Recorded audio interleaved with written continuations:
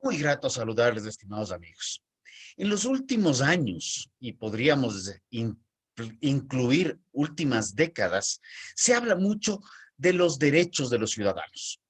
Y es muy interesante ver cómo la misma Constitución aprobada en 2008 por una mayoría es una Constitución completamente pro derechos, derechos inclusive de la naturaleza. Totalmente de acuerdo, completamente relacionado a una responsabilidad del cuidado del medio ambiente, del cuidado y articulación de mejor forma de la producción sostenible. Sin embargo, hay algo que no deja de llamar la atención. Mucha gente exige derechos de todo tipo, como lo menciono. Sin embargo, poco hablamos de las obligaciones.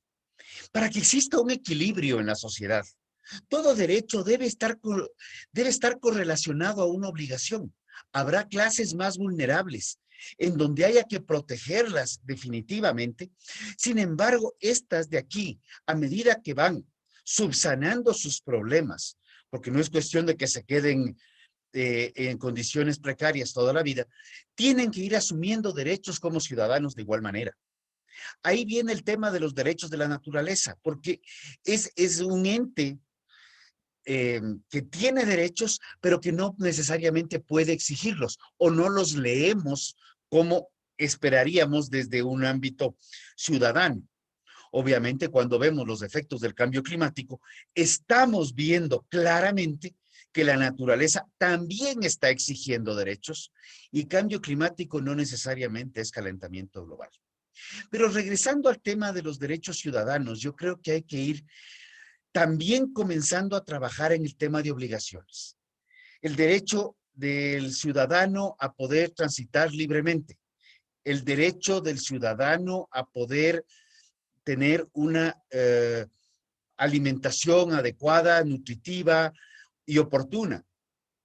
Pero estos derechos que cuando vamos en el tema de alimentación nos vamos hacia los consumidores finales, también tienen que proteger los derechos de los productores, que también tienen sus complicaciones y sus obligaciones que cumplir, así como el ciudadano final tiene las obligaciones que hacerlas.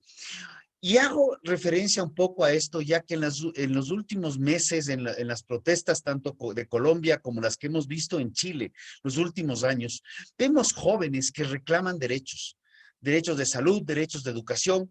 Inclusive hay una chica que me sorprende mucho porque ella ataca directamente a los supermercados porque dice que su derecho es de la alimentación y que lo que está ahí adentro es solamente algo que le pertenece al supermercado y que ella tiene el derecho de llevárselo. Pero yo me pregunto, ¿para qué ese alimento haya llegado al supermercado? ¿No hay derechos correlacionados que están mucho más atrás? Entonces, ella tiene el derecho de alimentarse, sí, pero tiene la obligación de cubrir los costos que esto implica. Este tema yo creo que es algo que hay que seguirlo fomentando y tratándolo más a menudo. Así como los ciudadanos que cuando exigen los derechos y no quieren cumplir las obligaciones planteadas. Por otro lado, los estados tienen que saber hasta dónde pueden jalar las sábanas, porque también exigen mucho más de lo que deben y muchas veces exigen mucho más de lo que dan. Y tenemos estados obesos, gigantescos, que lo que están viendo es cómo generar trabas para poner trámites, poner complicaciones y afectar los derechos de la gente de producir, de trabajar. Entonces, ese equilibrio, así como al ciudadano le corresponde tener un equilibrio entre derechos y obligaciones, a los estados también les corresponde tener un equilibrio entre derechos y obligaciones. Y probablemente esto lo vayamos construyendo en sociedades cada vez más libres. Y creo que por ahí va el tema. No anárquicas, no libertinaje, pero sí sociedades con economías más libres en donde tanto derechos como obligaciones se vayan equiparando y generando un equilibrio combinado. Sin equilibrio, ninguna sociedad saldrá adelante. Nos iremos a los extremos, que es lo que estamos viviendo. El caso de Argentina es muy preocupante. El caso de Argentina, lo ratifico, es muy preocupante porque está destruyéndose la economía en aras de sostener un Estado que ha demostrado históricamente ser un Estado corrupto por sus autoridades, porque los estados per se no lo son. Muchas gracias.